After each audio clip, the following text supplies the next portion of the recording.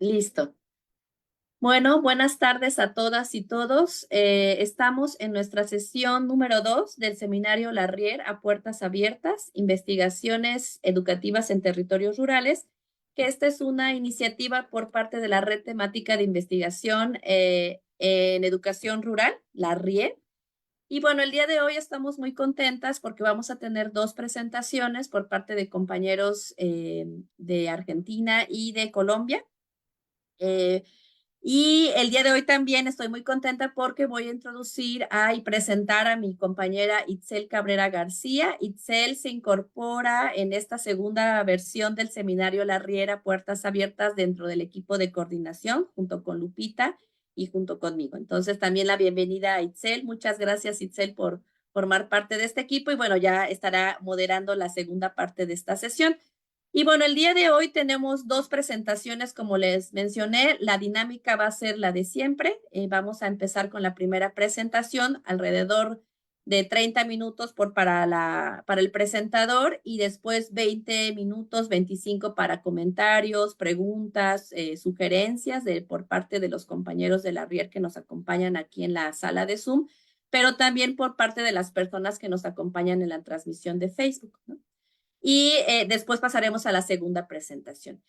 Y bueno, para comenzar tenemos la presentación de Nicolás Wilder Sánchez, que tiene como título La formación docente inicial en la modalidad rural, procesos formativos en las carreras de profesorados de educación superior en San Luis, Argentina. Y me voy a permitir leer algunos datos breves sobre Nicolás. Voy a hacer una síntesis muy pequeña, Nicolás, de tu experiencia y tu formación. Bueno, Nicolás es profesor en Ciencias de la Educación por la Universidad Nacional de San Luis. Tiene un diplomado en formación docente en pedagogías antirracistas e interculturales de la Universidad Pedagógica Nacional y el Centro de Memorias Étnicas de la Universidad del Cauca, Colombia. Tiene un diplomado en práctica docente en el nivel superior de la Universidad Nacional de Cuyo y es maestrando en comunicación institucional en la UNSL.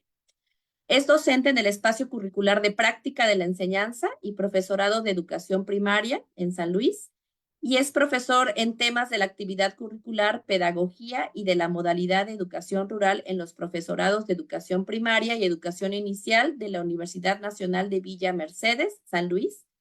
Director y codirector, ha sido director y codirector de varios proyectos de extensión y es miembro de la Red Temática de Investigación Rural desde el 2024, o sea que eres de los compañeros de reciente ingreso aquí en la RIER.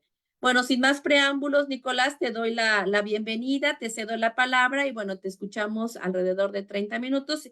Conforme vaya pasando el tiempo, 5 minutos antes tal vez o dos, te hago como un comentario, un poquito para tener los tiempos suficientes para escuchar después a los compañeros y sus preguntas. Gracias, Nicolás, adelante. Bueno, muchísimas gracias, Belia, a todos los presentes, a todas las compañeras aquí compartiendo esta mesa, digamos, esta presentación. Bueno, como bien decías, antes me voy a permitir hacer una aclaración.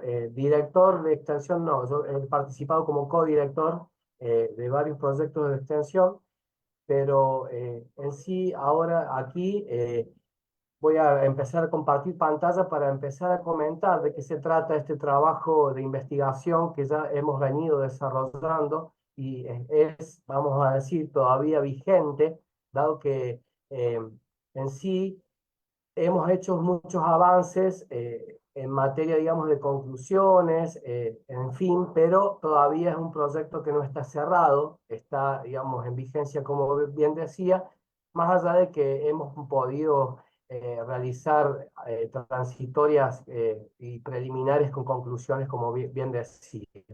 Me voy a permitir compartir pantalla. Muchas gracias a la RIER, muchas gracias a la red temática de investigación en educación rural, eh, por permitirme ser parte de este espacio de formación, de este espacio de investigadores, a donde nos enriquecemos mutuamente en los intercambios.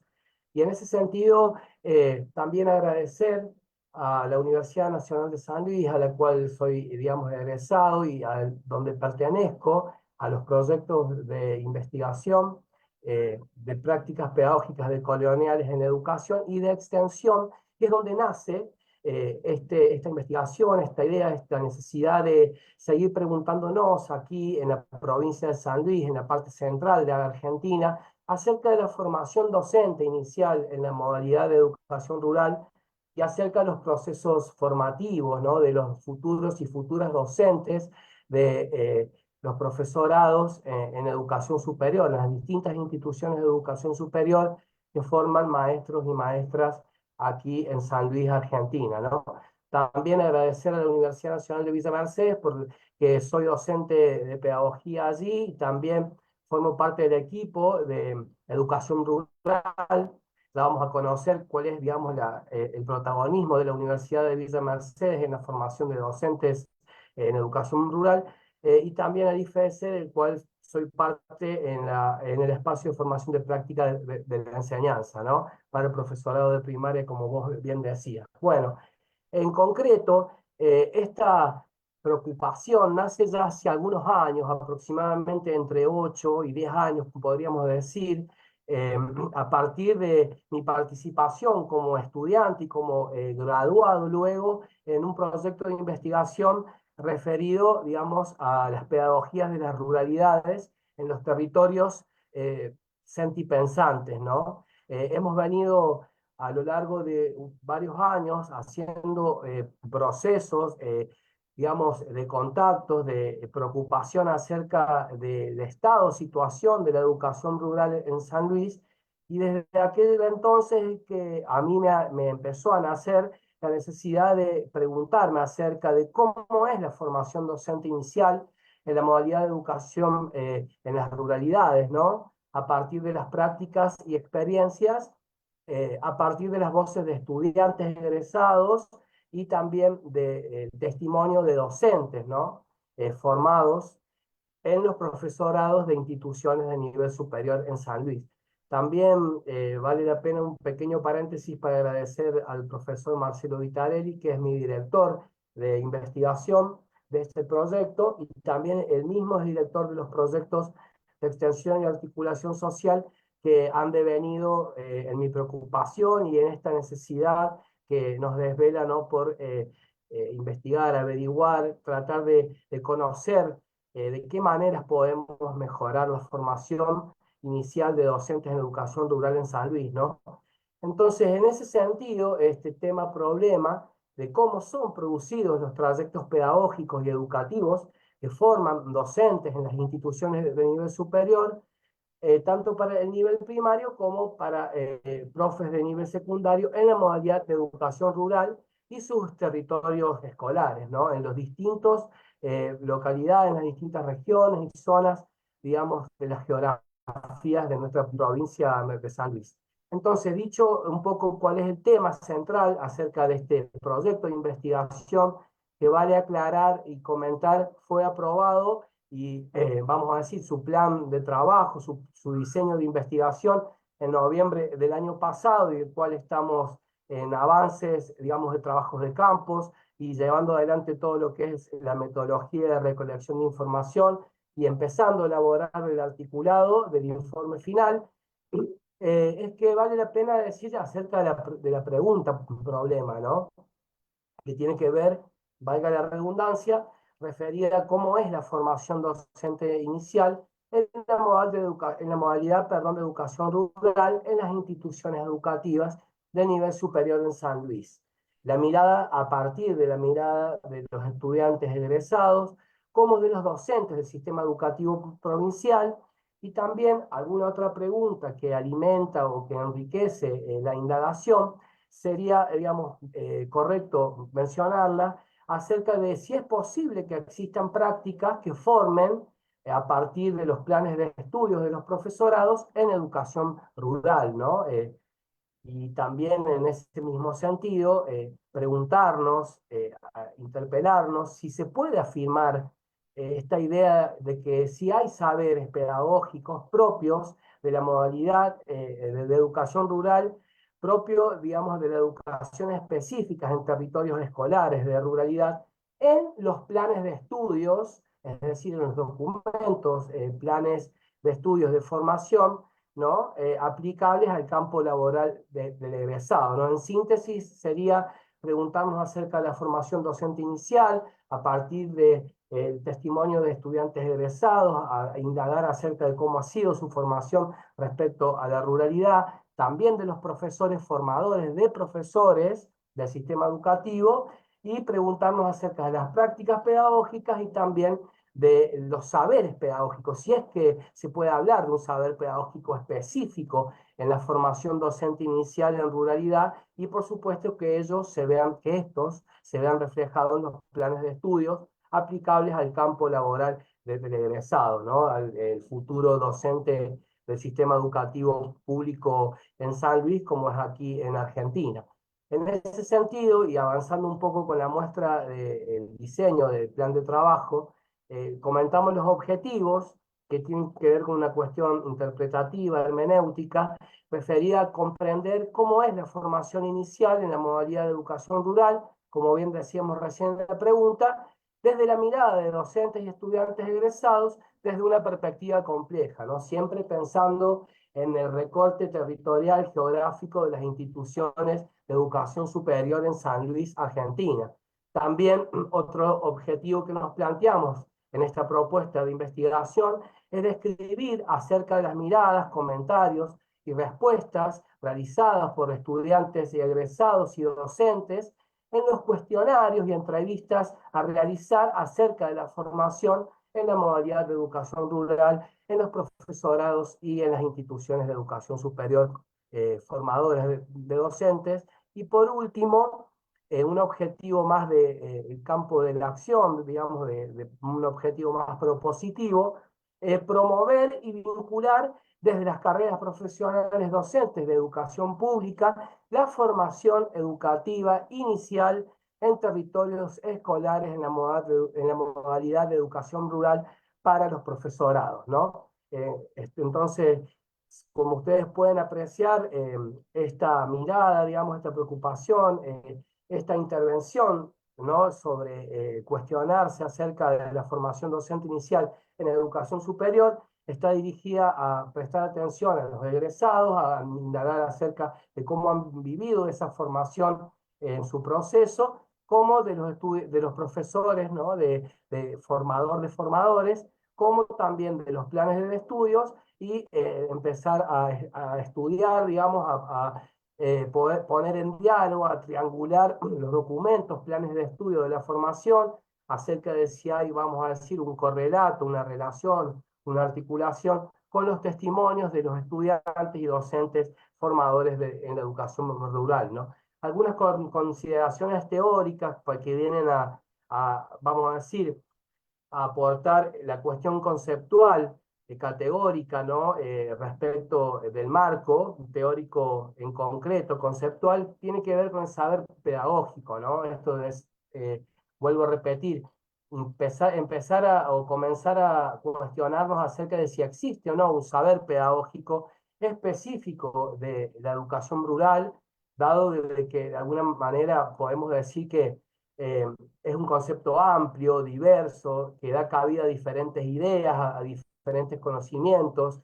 El saber pedagógico son construidos estos saberes de manera formal e informal por docentes y por sus trayectorias, por sus experiencias, por sus vivencias, tanto en la formación docente inicial como en sus prácticas, que, vamos a decir, van colectando o reflejando o referenciándose en distintos tipos de valores, actitudes, prácticas, es decir, las mismas creaciones que va realizando, que va construyendo el docente en un contexto histórico-cultural. Es decir, que de alguna manera podemos entender de que el saber pedagógico es también una construcción del docente que pone en práctica su saber y sus prácticas, sus propuestas de enseñanza en la escuela rural o en el sistema educativo público en general, ¿no? Y que obviamente estas escuelas, estos saberes, estas prácticas están en un contexto histórico-cultural, son producto de interacciones personales e institucionales, construcciones históricas que se reestructuran y se reconocen en la vida docente a la vez se van reformulando, son perfectibles, se van mejorando, pero de alguna manera podemos decir que es un concepto multidimensional y que el saber pedagógico es una construcción constante, ¿no? También podemos hablar de otro aporte en el marco teórico, que pensar qué significa la formación docente inicial del docente para la educación rural como trayecto, y la concepción de la formación como trayecto surge a partir de la revisión crítica, ¿no? Esto de que uno mismo como docente, unas mismas como docentes se van interpelando e introspectivamente van reflexionando con autocrítica y empezando a entender, empezar a comprender qué aspectos de la formación de este trayecto, digamos, formativo, es necesario de seguir afianzando, es necesario seguir consolidando, aprendiendo, estudiando, experimentando, ¿no? Y también, ¿por qué no decir que la formación docente inicial se entiende como todo proceso formal e informal de preparación profesional, ¿no? Para el ejercicio de las praxis pedagógicas. Entonces, sabemos que incluye una carrera, que la obtención, digamos, de una habilitación, pero también podemos decir que es una estrategia de formación permanente cuya finalidad es desarrollar distintos programas de formación y sobre todo vivenciar y gestionar prácticas y vivencias en el marco de lo pedagógico, ¿no? En esta cuestión referida a la recreación de conocimientos, ¿no? Situados en un contorno, en un entorno, contexto cultural específico, ¿no? Para atender justamente a las necesidades de esa comunidad que atraviesa la práctica situada, como también las necesidades profesionales de un docente, ¿no? En lo particular como en lo colectivo, ¿no? Entonces, siguiendo ya en la última parte de lo que es el encuadre del plan de diseño, de diseño de investigación como plan de trabajo, mencionar las consideraciones metodológicas, cuyo trabajo podemos decir que es de carácter hermenéutico interpretativo, que en primer lugar es pertinente abordar este objeto de investigación a partir de los testimonios de los protagonistas de esta formación inicial y también, por supuesto, de aquellos docentes que se desarrollan formando futuros formadores en la modalidad, como también docentes que trabajan hace ya tiempo en el sistema educativo en la modalidad de educación rural, es decir, en las escuelas rurales específicamente en concreto, ¿no? También podemos decir, desde el punto de vista de las herramientas de recolección de información, que estamos usando formularios en línea, que esto fue, digamos, muy propicio en el marco de un curso que pudimos dictar el año pasado para todos los docentes y que fue realmente muy interesante poder apreciar la cantidad de necesidades de matriculación. Es decir, se pudo percibir la necesidad de tener formación específica en pedagogías de las ruralidades, ¿no? Creemos que, ya lo voy a decir más adelante en las conclusiones de manera más concreta, pero nos parece importante empezar a mencionar, empezar a reconocer que es muy necesaria y como una vacancia, sino que más un olvido, la necesidad por parte, digamos, de los docentes, como demanda el sistema formador de maestros y maestras en la educación rural, de recibir, de percibir cursos, capacitaciones y espacios de formación en educación rural. También hemos llevado y seguimos llevando adelante entrevistas semidirigidas a docentes formadores en educación superior, como también a docentes de la modalidad y a estudiantes egresados del sistema. En tres instituciones en concreta hemos tomado como, vamos a decir, muestras, entre comillas, ¿no? Pero hemos trabajado con estudiantes de la Universidad Nacional de San Luis, con estudiantes de la Universidad Nacional de Villa Mercedes, siempre los profesorados, por supuesto, y también algunos estudiantes del profesorado de primaria del Instituto de Formación Docente, ¿no? También vamos a abocarnos al análisis de documentos históricos como de planes de estudios y propuestas de formación inicial en educación rural, como son justamente, digamos, los programas de los espacios curriculares, por ejemplo, ¿no? Entonces, ya habiendo logrado, digo, introducir eh, referido a lo que es el encuadre, el diseño teórico y metodológico de este plan de investigación, podemos ya avanzar en algunos comentarios del carácter más cualitativo, mencionando que en la Argentina, ¿no? Parece paradójico que la educación rural es la que le da nacimiento al sistema de educación público, allá por el 1880, pero ya vamos a ver que sin embargo no está tan escuchado ni es tan protagonista en el sistema, para el sistema formador de docentes, ¿no? En la Argentina, más de 15.000 escuelas rurales reciben entre 10 y 150 alumnos. En muchas ocasiones se comparten la sala en plurigrado, donde un docente imparte clases en varios niveles y áreas, ¿no? En San Luis, particularmente, que es la geografía y el recorte, digamos, zonal, si se quiere decir así, que importa esta investigación, aproximadamente más del 50% de las escuelas son rurales, ¿no? En ese sentido.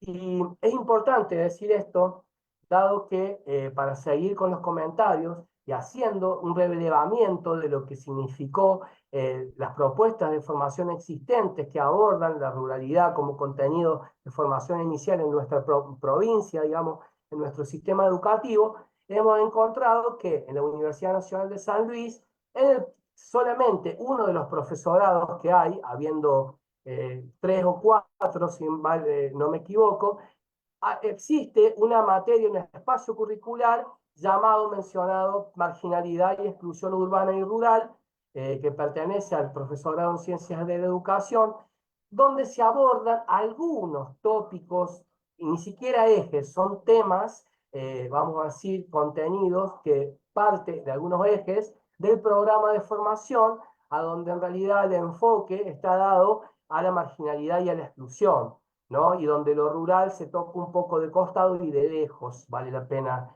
decirlo con total confianza y amplitud. También otro profesorado universitario de educación primaria inicial en la UNVIME, que es la universidad en la que soy parte, en la que soy docente activo, el espacio, perdón, curricular de educación rural es un optativo electivo, es decir, no pertenece al plan de la currícula determinada en el plan de formación, sino que es un espacio optativo, ¿está bien? Entonces, esto quiere decir que no pertenece a la malla, digamos, oficial, sino que es un espacio que si bien se ha venido desarrollando y del cual yo he sido docente y sigo participando de este espacio de formación, hay que decirlo con todas las letras, es un espacio optativo. ¿Está bien? Para que ustedes vayan entendiendo el lugar que tiene la educación rural en las propuestas de formación docente inicial en los profesorados en las instituciones de educación superior en San Luis, ¿no? También la problemática de la educación contemporánea es un espacio curricular del IFDC San Luis, a donde tocan, vamos a decir, muy por encima la problemática de la educación rural como una de las 8 modalidades del sistema educativo, modalidades que están contempladas en la ley 26.206 de nuestra ley de educación nacional en Argentina, pero no hay, digamos, un trayecto, un espacio curricular de formación que se aboque específicamente a brindar prácticas de experiencia y de vivencias en formación en educación rural y tampoco, por supuesto, contenidos o saberes pedagógicos sistematizados propios de la educación rural, ¿no? Esto es llamativo. Nosotros tenemos un sistema educativo público que, como bien dije, vigente del 1880 aproximadamente, y todavía, como en gran parte del país, no se haya un espacio específico para que nuestros docentes futuros, educadores, tengan esta experiencia de formación y ni hablar de los territorios, es decir, de poder hacer prácticas en escuelas rurales, planificando en plurigrado y como en otras actividades, digamos, formativas, por ejemplo, ¿no? Después, el área de la práctica profesional, que también soy parte del Instituto de Formación Docente San Luis, realiza, con suerte una vez al año, una visita a una escuela rural a donde se lleva adelante una jornada de trabajo, pero se realiza a manera, digamos, de compartir los espacios de forma lúdica, llevando adelante talleres que no son naturalmente propios de los saberes pedagógicos de la ruralidad, como experiencias, digamos, formativas para los estudiantes y las estudiantes, ¿no? Hace 3 años, por último, el quinto antecedente directo que tiene la formación docente inicial en educación rural es el Instituto Superior de Educación e Innovación, que es el ISEL, que está, digamos, creado hace 3 años atrás, que tiene un profesorado con orientación en educación rural, pero estudiando en profundidad su plan de estudio, lo único que hay de contenidos específicos en ruralidad es que a lo largo de los años, digamos, de manera anual, hay una práctica, ¿no? De la praxis, el espacio donde se desarrolla el eje de la praxis, que es transversal al plan de estudio, se van como agregando algunos contenidos específicos de formación rural, trabajo del plurigrado, observaciones institucionales en territorio rural, planificaciones específicas, digamos, con contenido concreto, digamos, del contexto rural, pero no hay, vamos a decir, en sí, un espacio específico que se aboque a pensar la escuela rural o la formación docente inicial para docentes en educación rural, ¿no? Y en este sentido, no, yo me pregunto como investigador, ¿existe la inclusión para con la modalidad? Más allá de que hay una resolución del Consejo Federal de Educación en Argentina que habla de las modalidades de educación rural, como el resto de las modalidades, educación de permanente de jóvenes y adultos, educación intercultural bilingüe, etcétera, a donde se plantean que los profesorados pueden ser profesorados, pero con orientaciones o sin orientaciones en la modalidad. En este caso puntual, en educación rural. Pero la resolución número 24 plantea del año 2007, por supuesto, plantea con claridad que el docente debe ser un especializado en la temática de educación rural en este caso y pueden o deben de alguna manera desarrollar un diseño curricular específico. Y permítanme decir a viva voz que en el sistema educativo provincial me sobran los dedos de una mano para contar los especialistas en educación rural y docentes que tengan trayectoria para formar a futuros maestros y maestras en la modalidad, que sean especializados, que tengan trayectoria, que tengan experiencia. Es decir, si bien hay una ausencia de la formación en la modalidad de educación rural en los profesorados, no tenemos un personal especializado en la modalidad o en los ámbitos, en los territorios, en lo que son los contextos de educación rural, y mucho menos aún existe un diseño curricular específico. Eso es una ausencia, ¿no? Decía el otro día, el martes pasado, estuve compartiendo una mesa de trabajo con Pablo Piñao y con Nicolás Arata, que son especialistas en historia de la educación, y ellos comentaban que en realidad no se trata de una vacancia ni de una ausencia. Ellos plantean que lo que existe es un olvido para con la educación rural, ¿no? Hay una ausencia marcada que se puede conceptualizar como un olvido, ¿no?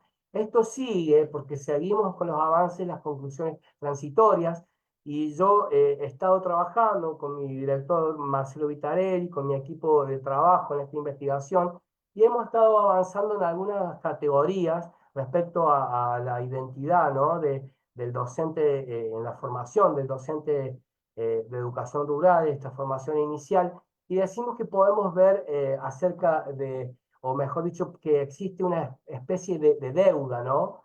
En este olvido por la identidad específica de la formación de los saberes pedagógicos concretos que debe tener un docente de educación rural, es una deuda del sistema formador para con los docentes del sistema educativo, ¿no? No tenemos planes de estudio que formen especialistas en docencia en educación rural, y se discute mucho acerca de que si tiene que estar dentro de la formación inicial, está bien, o debe ser un postítulo. Nosotros hace tiempo que ya estamos convencidos que la formación en docencia en la ruralidad tiene que ser parte de la formación docente inicial y no un postítulo. ¿Por qué? Porque con los docentes directores de escuela rural con los que he estado entrevistándome, conversando y dialogando, me cuentan, me han contado que ellos han llegado a la escuela sin saber absolutamente nada, ni siquiera del plurigrado, ni siquiera de lo que significa trabajar, vamos a decir, un currículum específico, un currículum propio, digamos, del entorno de la educación rural, trabajar con las poblaciones diversas en ruralidad, qué aspectos particulares amerita tener presentes en una formación en docencia en educación rural. Es decir, ellos llegaron con las dos manos atrás a la escuela y de un día para el otro, como bien dice Flavia Terigi en su tesis de maestría, ¿no? La invención del hacer, tuvieron que ir construyendo conocimientos y contenidos para poder trabajar sobre la marcha, emergentemente hablando, actividades formativas para sus No, estudiantes. Sí, también hay una negación, porque se niega la identidad de la necesidad de formar docentes en educación rural, ¿no? Hay una negación del sistema formador con los docentes de la ruralidad y para con la modalidad, que necesita su especificidad, necesita su identidad propia, reconocerle sus saberes pedagógicos propios del campo rural, de la educación en las ruralidades, por supuesto, y nosotros estamos como siguiendo esta idea, categoría en construcción sobre la negación, ¿no? Y el desafío, por supuesto, que significa concretamente seguir visualizando la problemática, la necesidad de que existe una política educativa de formación docente inicial para con la educación rural, entre otros aspectos, que exista, digamos, una escucha por parte del Estado, que existe una escucha los docentes están hablando, los egresados están diciendo que no existe una formación ni experiencias, ni trayectos, digamos, de vivencias en formación docente inicial en la ruralidad. Entonces, para nosotros es un gran desafío seguir visualizándola, problematizándola a la formación docente e interpelando a las instituciones formadoras a que se preocupen para renovar sus planes de estudio y poder darle el lugar que ocupa o que debería ocupar la formación docente en educación rural, ¿no? Entonces, sabemos que la educación rural es un derecho, sabemos de las ventajas que puede llegar a tener, llevar adelante un trabajo en la ruralidad, que en Argentina, como acá en la provincia de San Luis, hay un número reducido de estudiantes que van gustosos a la escuela, que tienen la posibilidad de interactuar socialmente con las familias, con las comunidades, están cerca, el potencial para no desarraigar al estudiante de su contexto, de su territorio, y bueno, y el plurigrado, como los distintos agrupamientos y multigrados, que también son una deuda en la formación, dado que todos los egresados, diría yo, en su mayoría, de los que ya se han recibido, que se han titulado en los profesorados, nadie ha tenido una experiencia de formación en multigrado o en agrupamientos, ni siquiera conocen una didáctica en este sentido, por lo menos acá en la provincia de San Luis, ¿no?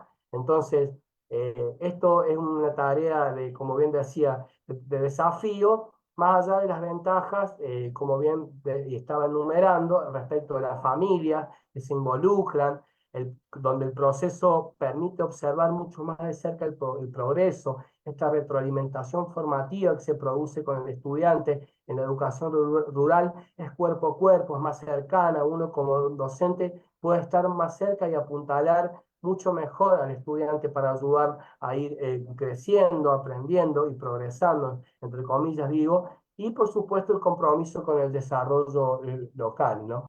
Aquí algunos de los testimonios de los docentes formadores, bueno, quien no conoce a Alicia Cragnolino, y ella, en redundancia con lo que yo venía diciendo, dice que tiene que ver concretamente con que no son cuestiones políticas y que en realidad la educación rural tiene un no lugar, no encuentra su lugar en la educación rural, o sea, la educación rural en la política educativa, más allá de la cuestión política, no tiene su lugar, su identidad, digamos, su espacio para la formación específica, ¿no? También lo dice nuestro profe allá de Villa Salle, de la Escuela Pablo Pisurno, cerca de la localidad de Justo de Dará, Roberto Scagnoli, que también lo estuvimos entrevistando con algunos estudiantes del profesorado, a donde él claramente dice, como director de la escuela rural, que nunca fue preparado para ser docente en la escuela rural, que lo tuvo que aprender de buenas a primeras sobre la marcha, ¿no? También la Gladys Salazar, que nos comenta, la ruralidad para mí fue prácticamente una sorpresa, porque algo era nuevo, ¿no? Esto de empezar a trabajar con 20 años de docencia, que ella había ya ejercido, era empezar de nuevo. Aprender a trabajar en plurigrado no es lo mismo que tener un solo grado, distintas dificultades, distintas graduaciones. Sí que me gustó, encontré un aula soñada, nos comenta ella, ¿no? Y ni hablar de nuestra querida compañera de equipo, el proyecto de interés social, de extensión y de articulación social, la Tata Evangelista, que ella siempre hace hincapié en que las escuelas de personal único, el docente tiene que hacer de todo, ¿no?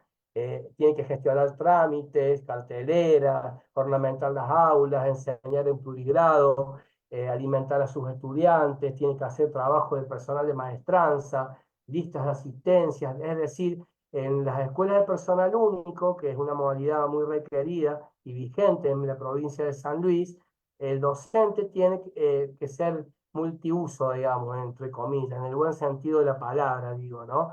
Entonces, eso también es una demanda de la realidad de las escuelas de la modalidad de educación rural que el sistema formador está perdiendo de vista, porque no está enseñando a enseñar en el plurigrado, entre otros aspectos, y tampoco a trabajar con estas didácticas de aulas graduadas y de multigrados en particular, ¿no? También a partir de la voz del proyecto de extensión que yo me tomé prestado, digamos, mencionar que hay una ausencia de prácticas de formación en territorio a partir de otras problemáticas diferentes también, ¿no? La lejanía, los malos accesos, la falta de transporte para llegar a lugares recónditos, escondidos, entre las sierras, la falta de agua potable, la falta de útiles, de ropa, de calzado, hacen, digamos, mella o afectan también a la formación docente inicial, aunque ustedes no lo crean, ¿no? La mala alimentación de los niños y las niñas en el campo, ni hablar de la mala conectividad o la falta de conectividad de Wi-Fi para convertirse en ciudadanos digitales, en ciudadanos del mundo, y ni hablar de la falta de dispositivos como computadoras, y también decir que tienen menos tiempo de estudio por el cansancio, porque saben ustedes que en el campo los niños trabajan, las niñas ayudan a la familia porque son, digamos, productores locales en ese sentido, ¿no? Entonces, para Dos hacer un minutos, viaje, Nicolás, bueno, muchas gracias. gracias, Sí, gracias a ti. Un viaje en caballito, y lo voy haciendo rapidito, para llegar a nuestra escuela de rural ideal en la formación docente inicial, ¿no? Partiendo de todos estos señalamientos que hemos venido haciendo en torno al olvido que hay en la formación docente inicial en educación rural, como lo decía Pablo Piñao, y también la falta de políticas educativas específicas con la modalidad. ¿Hay una inclusión de la modalidad en la formación docente inicial en San Luis? Ni hablar de las prácticas pedagógicas en territorios situadas que deben estar vigentes, deben ser una realidad y muchas veces están ausentes. También hablar de los docentes en contexto de educación rural. A la altura de la historia en la que estamos, ¿es necesario hacer una invención del hacer la pedagogía de la ruralidad? ¿No deberíamos ya tener un archivo pedagógico histórico que venga a enriquecer nuestra formación para que nosotros y nosotras podamos formar docentes con una mirada integral en la formación rural? Bueno, en ese sentido seguimos aprendiendo. Aquí estoy en la escuela de la localidad de Donovan, en una intervención de una jornada, en una práctica, y seguimos pensando distintos aspectos, y hablar de los códigos lingüísticos, las interculturalidades, las estrategias didácticas, los recursos TIC, digo, las prácticas de enseñanza, las políticas y los programas educativos para, con la modalidad y la formación docente inicial son una necesidad en concreto, ¿no? ¿Por qué no hay mayores contenidos referidos a la educación rural en las prácticas de formación docente inicial en San Luis? Es una pregunta que sigue vigente, presente para seguir orientando esta investigación. ¿Por qué no se profundiza en la política de formación docente inicial? ¿Es necesario construir un diseño curricular propio de la modalidad? ¿Las políticas educativas están escuchando a la realidad de la educación rural? Nos dice Alicia Crangaudino que por ahora no existe formación específica para maestros rurales en educación rural. Lo primero a enseñarles es a reconocer la realidad rural y su complejidad. Si no pueden reconocer el contexto en el que van a trabajar, difícilmente pueden hacer alguna intervención interesante. Y como mención final, como cierre, quería dejar esta reflexión final de que tal vez sea un momento de pensar, de crear para la formación docente inicial en los profesorados un espacio de formación en los trayectos que formen en el plurigrado, en las didácticas específicas para trabajar en la educación rural, ¿no? Que tenga esta un verdadero lugar en la formación docente, que tenga sus prácticas, sus espacios, sus vivencias, su protagonismo, ¿no? Y soñar con una formación docente inicial donde a su vez la modalidad se torne una real experiencia de estudio y aprendizaje en nuestros estudiantes. No dejar liberado la invención del hacer por falta de formación, sino que vayamos sistematizando experiencias y teorizando para incrementar conocimientos y saberes pedagógicos, didácticos sobre la educación rural en la formación docente inicial. Es necesario detenerse a valorar los saberes pedagógicos situados de la ruralidad y empezar a trabajar en este sueño de seguir formando maestras y maestros en la modalidad, de manera inclusiva y sentipensante sobre todo. Muchas gracias por la escucha. Adelante. Gracias, Nicolás, por tan interesante exposición e investigación, un poco correteadote al final, lo siento, pero bueno, un poco también la idea ahorita es que tengamos tiempo suficiente para seguir discutiendo y platicando contigo. Y bueno, entonces damos paso a los comentarios en primera instancia a los compañeros y compañeras de la RIER que se encuentran aquí en Zoom, ya sea que puedan alzar su mano o directamente a prender sus cámaras y pedir la palabra, o también con comentarios en el chat. Y para después pasar a los comentarios de Facebook, que hay bastantes, lo cual también es bueno, ¿no? Porque ahí como se están movilizando las ideas en Facebook con las personas que nos siguen en la transmisión. Pero bueno, entonces aquí en la sala quisiera dar la palabra para las y los compañeros de la RIER, si hubiera algún comentario, alguna pregunta, quizá algún aspecto que ya al final Nicolás como que mencionó rápidamente pudiera a lo mejor detenerse, ¿no? Y como comentarnos. ¿Hay algún comentario aquí de los compañeros? Y si no, les vamos a dar un poquito de tiempo para que vayan preparando. Y Nicolás, voy entonces a leer los comentarios que ya tenemos en Facebook. Hay varios de estos comentarios. Bueno, el primero tiene que ver, nos los comenta Miriam Sánchez. Ella dice, qué importante considerar esta orientación y decirlo como en realidad es, un olvido. Que se investigue ya es importante. Gracias, profes. Silvia Micheli dice, estoy de acuerdo en la necesidad de la formación del maestro para la educación rural. Esteban García, que es también aquí colega de la RIER, dice, es importante reconocer al docente como sujeto de saber. Terigui, en su tesis de maestría, Organización de la Enseñanza en los Plurigrados de las Escuelas Rurales, genera la categoría Invención del Hacer y la define como reconocer que a una vacancia en la producción para la enseñanza, la práctica de las maestras responde con un hacer que no puede descansar enteramente en los saberes profesionales disponibles y debe componer otros elementos. También Esteban García dice, las políticas de formación de docentes rurales deben recuperar los saberes docentes construidos en las escuelas rurales.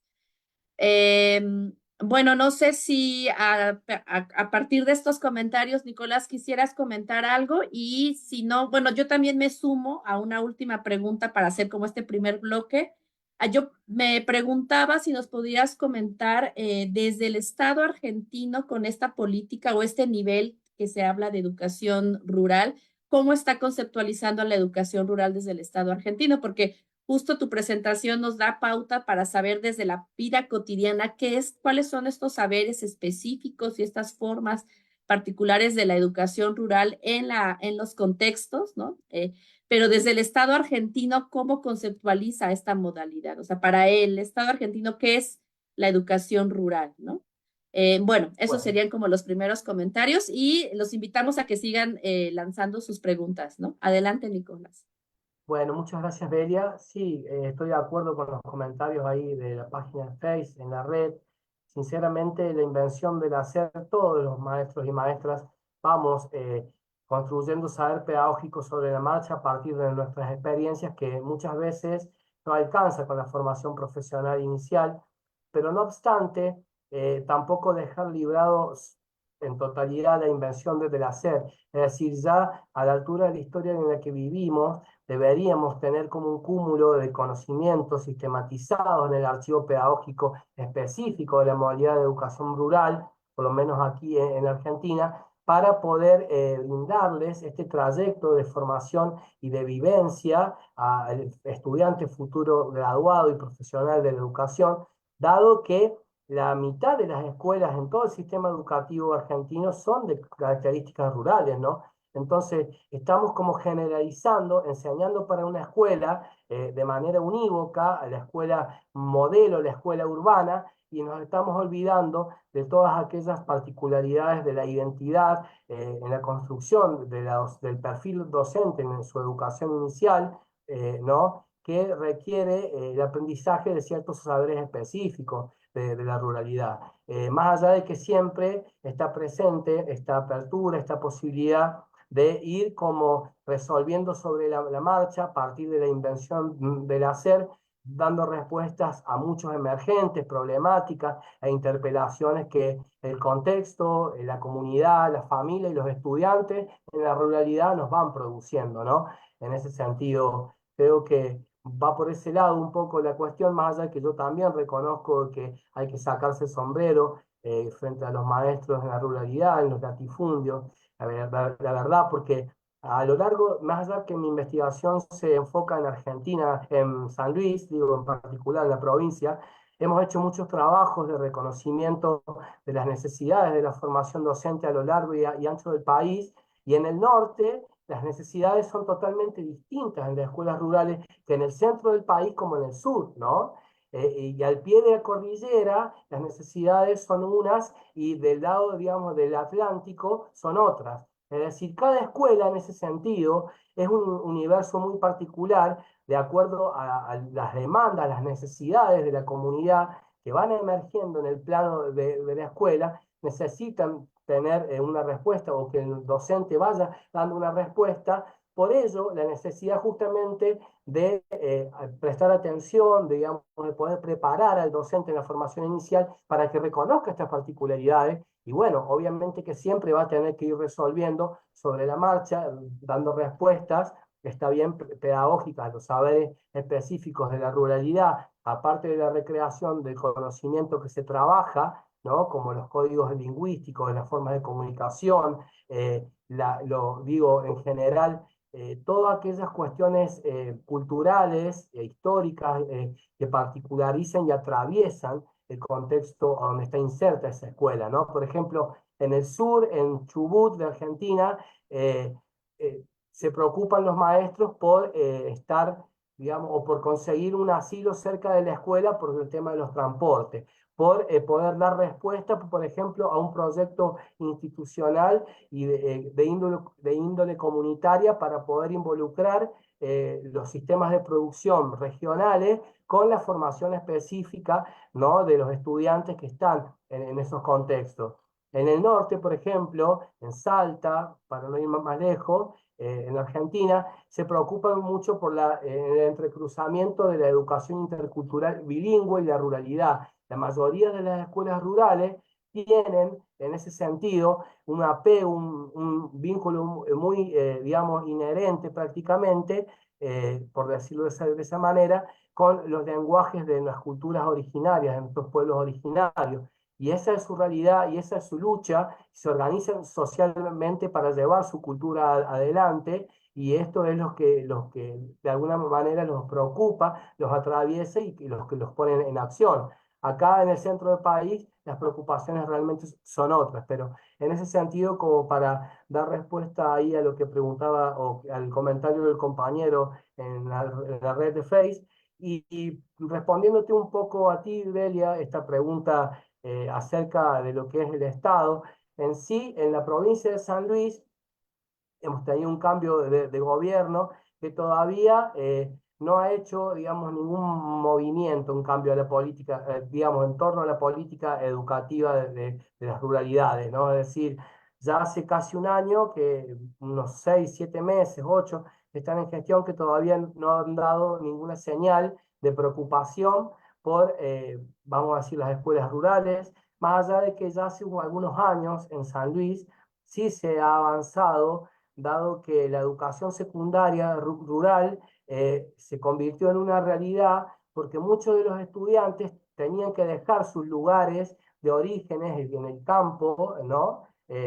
Campo traviesa, digo, para poder viajar a las ciudades y terminar la escolaridad obligatoria.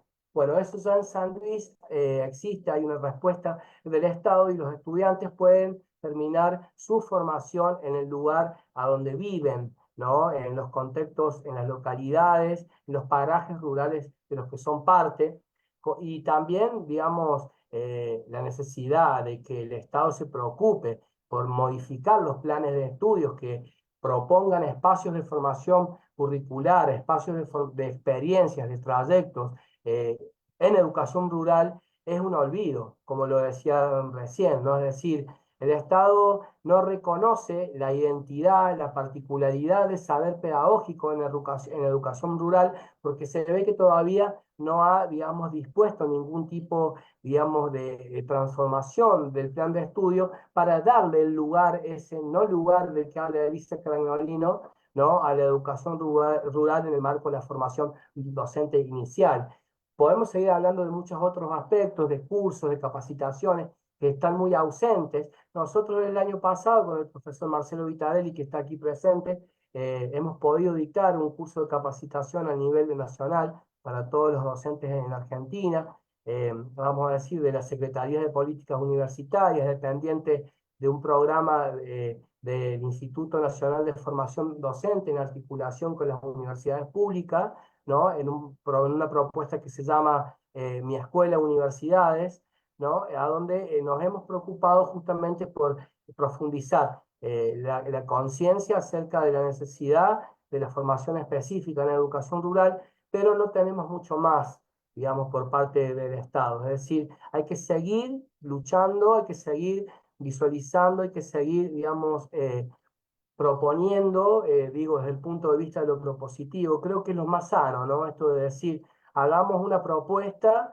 para que no solamente nos quedemos en las críticas, para que no solamente nos quedemos en los análisis, sino que sean propuestas transformadoras o proposiciones, digamos, que son perfectibles, por supuesto, pero que hacen un aporte mencionando la necesidad de la formación específica en educación rural, ¿no? Creo que va por ahí un poco, pero hay mucho por trabajar y nosotros seguimos soñando con que una educación rural más visible, más pendiente de la formación docente, con criterio de realidad, por supuesto, en territorios, es posible. Muy bien, Nicolás, hay un par de preguntas más aquí en el chat que nos están colocando los compañeros. No sé si quieran que o sea, no quieren aprovechar y leerlas y decirlas directamente a Nicolás, y si no, pues aquí ya las colocaron y voy a leerlas, que están aquí de las compañeras Griselda. Griselda dice, buenas tardes, muchas gracias por lo compartido, doctor Wilder. Muy interesante la formación docente en educación rural en Argentina. Se parece mucho a lo que sucede en la región de México donde me encuentro, donde se encuentra Griselda. Su pregunta es, en las prácticas docentes que se realizan en territorio rural desde la universidad, ¿se prioriza algún área a desarrollar en los alumnos en formación? ¿Y cuánto tiempo le dedican a estas prácticas? Y Mónica, que por aquí andaba y sigue, no creo que había aprendido su cámara, dice, buenas noches, muy interesante. Quería saber si han avanzado en la reflexión acerca de los desafíos de la enseñanza de la matemática en aulas plurigrado y salas multiedad. Muchas gracias. Si no hay algún otro comentario de los compañeros, damos palabra a Nicolás para que puedas contestar estas dos preguntas. Creo que no. Adelante, Nicolás. Bueno, muchas gracias. En sí, bueno, soy profesor yo, no soy doctor, pero creo que vale la pena aclararlo. Siempre me gusta decir que soy profesor ante nada, porque esa es mi elección de vida, digamos, en principio. Y la verdad, yendo de atrás para adelante, creo que es una vacancia o una necesidad eh, todavía de la de seguir pensando en la formación en matemáticas para trabajar en el multigrado, ¿no? Creo que para no ser muy redundante, decir, ni siquiera tenemos el trabajo de conceptualización teórica o de experiencia en la formación, digamos, de formación inicial, docente en ruralidad, es que ni siquiera existe un atisbo de acercamiento a trabajar la didáctica del plurigrado en matemáticas, ¿no es cierto? Creo que por ahí puede que exista alguna que otra iniciativa que no se haya hecho pública o que no conozcamos, pero sí estoy siguiendo yo a la Rier porque tienen investigaciones, producciones muy interesantes acerca de este tema en particular, lo que es la enseñanza en el plurigrado en la educación rural, en la matemática, en la disciplina de la matemática, pero en sí vale la pena decirlo que todavía no se han producido avances, ¿no? Después, respecto a la pregunta que hacía Griselda, eh, comentarles de que nosotros, en principio, como para empezar a formar o a formarnos en la educación rural, valoramos mucho el testimonio como dispositivo formativo, decimos nosotros. Es decir, vamos en búsqueda de los testimonios de vida de los docentes que tienen una vida en la educación rural, como son los directores de las escuelas, los profesores de educación rural que han dedicado muchos años y mucho tiempo a este trabajo, que ellos realmente nos pueden contar mucho de lo que nos han comentado, que yo he compartido algo de ello, pero priorizamos el testimonio como dispositivo de formación para poder introducir a nuestros estudiantes en la problemática de la formación inicial en la educación rural, ¿no? Es decir, les pedimos que vayan, se comuniquen, se contacten con los profes y que les hagan un protocolo de entrevista con ciertas preguntas de acuerdo a la modalidad y de su experiencia de vida, para que ellos, como protagonistas principales del campo de la educación rural, cuenten cuáles son las fortalezas y cuáles son las debilidades, ¿no? de esta propuesta, o mejor dicho, de lo que están viendo del atravesamiento de la realidad educativa que los toca, ¿no?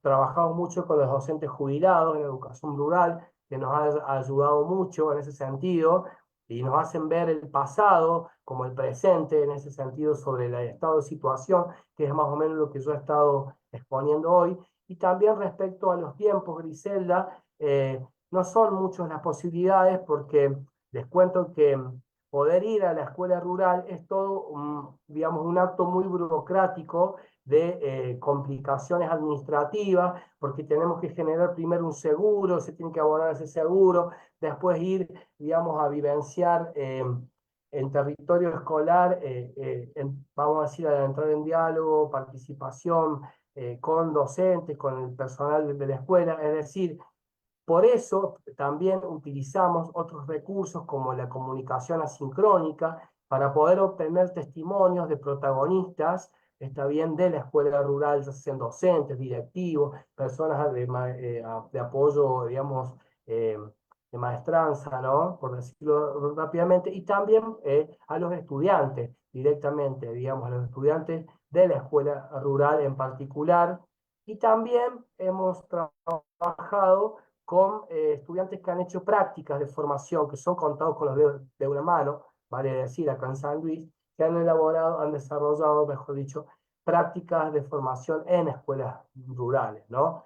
Y también, como bien decía en mi exposición, nos ha tocado ir, y que lo hemos armado como una jornada, digamos, de intervención escolar, a alguna escuela rural, nos vamos bien tempranito a la mañana, llegamos, realizamos talleres, a veces trabajamos en el laboratorio, mirando en el microscopio, trabajando con ciencias naturales, con talleres de lengua, con algunos ejercicios lúdicos para hacer un poco de recreación, que viene muy bien para distender. Creo que ese es un atrapador, digamos, persuade mucho la atención del estudiante.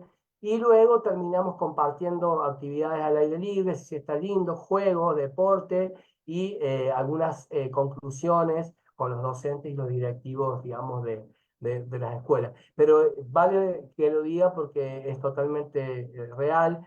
De estas instancias y de estas jornadas hemos podido vivenciar unas 3 o 4 en su totalidad a lo largo de 3 o 4 años, es decir, a razón de una por año.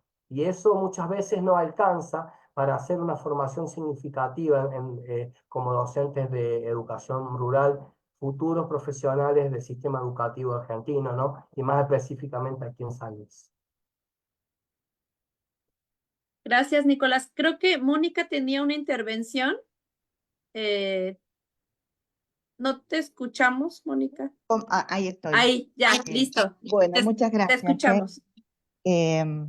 porque estos espacios que venimos compartiendo en la Riera Puertas Abiertas dan la posibilidad de intercambiar y de ponernos en contacto y de conocernos, así que mucho gusto, Nicolás. Y te hacía la pregunta de matemática, porque como no habías hecho una mención específica a aspectos didácticos, y justamente si hablamos de la formación de los docentes y de las prácticas, la parte de la enseñanza, ¿no? de las áreas específicas es importante. Cuando quieras, nos ponemos en contacto y te compartimos el trabajo que venimos realizando hace muchos años, no solo nuestro equipo desde la Facultad de Humanidades de la Universidad Nacional de La Plata, sino también otros equipos que venimos trabajando en esto, y sería buenísimo que nos encontremos como para compartirnos material y, bueno, nosotros tomar de lo que ustedes vienen haciendo y compartirles lo que venimos haciendo, porque me parece que estaría buenísimo. Bueno, muchas gracias, Mónica, por tus palabras. Sí, la verdad que sería súper interesante y Ujú, constructivo poder sí, intercambiar. Y te digo que no he hecho mucha alusión a la parte específica de las didácticas disciplinares, porque realmente es más que una vacancia, como bien lo dije, un olvido, ¿no? De trabajar. Más allá de que existen algunas transferencias, si se quieren decir de esa manera, de lo que es la didáctica del trabajo disciplinar específico del aula de la escuela urbana a la rural, son, digamos, vamos a decir, en ese sentido posibles de compartirse, ¿no? Más allá del contexto, no difiere mucho en ese sentido, pero repito que sería súper interesante e importante poder comunicarnos, intercambiar sí, sí, sí. experiencia, material de trabajo, así que muchas gracias por tu intervención y bueno, a toda Bueno, nos esta ponemos en gran contacto mesa, entonces. gracias, muchas gracias. Gracias, Mónica, y gracias, Nicolás. Bueno, por tiempo vamos a tener que hacer este corte. Nicolás, aquí hay un par de comentarios más en el chat de Zoom para que los puedas revisar de Marta Peña. Muchas gracias, Marta. Pero por tiempo y para que podamos darle la palabra al siguiente compañero que está aquí esperando, pues agradecemos mucho, Nicolás, y qué bueno que se puedan dar Gracias a estos ustedes, intercambios muchas por gracias. parte de la Rieri, pero también por parte del público que nos está siguiendo en la transmisión, no necesariamente de la Rieri, pero también interesado en la educación rural. Y bueno, pues muchas gracias, Nicolás, y te doy Gracias la a palabra, ustedes. Itzel, para que puedas presentar a nuestro segundo ponente del día de hoy. Gracias. Claro, muchas gracias, Belia. Hola, ¿qué tal? Buenas tardes. Mi nombre es Itzel y como ya comentaba Belia, en un inicio me estoy incorporando a la RIER y bueno, voy a dar inicio con la segunda presentación, no sin antes pues leer una semblanza que nos compartió Darwin Giovanni Tejeda García. Él es un profesional dedicado al campo de la educación, con una sólida formación académica y una amplia experiencia en la docencia y la gestión educativa. Su trayectoria incluye estudios como normalista superior, licenciado en lengua castellana y comunicación de la Universidad de Pamplona y títulos de magíster y doctor en educación de la Universidad del Norte. Actualmente se desempeña como docente catedrático en la Universidad de Magdalena, donde contribuye activamente a la investigación en temas cruciales como la educación en contextos rurales, la educación para la paz y la enseñanza del español, tanto en contextos rurales como con segunda lengua. Y Darwin además ejerce el cargo de rector en la Institución Educativa Distrital Madrid Laura en Santa Marta, donde ha implementado estrategias educativas que han fortalecido el desempeño académico y el desarrollo integral de los estudiantes. Con más de 12 años de experiencia en el sector oficial, él ha adquirido una profunda comprensión de los desafíos y oportunidades del sistema educativo. Su compromiso con la educación se refleja en su constante búsqueda de la excelencia académica y su dedicación a formar estudiantes críticos y comprometidos con su entorno social. Bienvenido, Darwin Tejeda, y muchísimas gracias por compartir con nosotros el día de hoy. Te cedo el micrófono. Muchas gracias, Giselle. Muchas gracias a la red. Bueno, yo también soy nuevo en la red. Me vinculé pues este año. Y bueno, compartir un poquito la experiencia de lo que ha sido el desarrollo de la práctica pedagógica de la licenciatura en Educación Campesina y Rural de la Universidad del Magdalena. Es una apuesta de país a la cual la universidad está respondiendo. Sí quiero contarle un poquito desde lo que hemos hecho en el direccionamiento de algunas propuestas de investigación que tienen que ver con la enseñanza del español como segunda lengua en contextos pluriculturales, multiculturales, y qué es lo que han hecho nuestros estudiantes. Entonces les voy a compartir en estos momentos la presentación de lo que hemos ido recogiendo con el desarrollo de esta propuesta.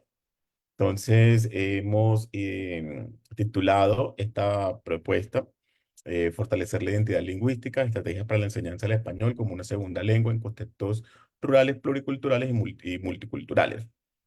Esta experiencia que les vengo a compartir tiene una ubicación en un contexto de la región Caribe, el norte de Colombia, en un asentamiento bastante conocido en Colombia, como es la Sierra Nevada de Santa Marta, donde coexisten diferentes grupos indígenas, como el Cogi, el Arhuaco, el Cáncomo, el Huiva, el Cogi. Entonces, cada uno de ellos tiene una identidad lingüística propia, lo cual hace que nosotros aprendamos a coexistir con estas lenguas de ellos.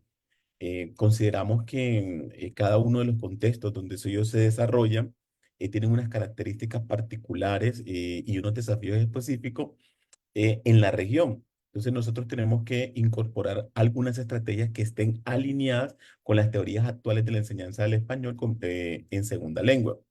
Entonces, teniendo en cuenta que pues, debemos tomar la riqueza cultural pues, que tienen los pueblos indígenas que habitan en la región Caribe colombiana.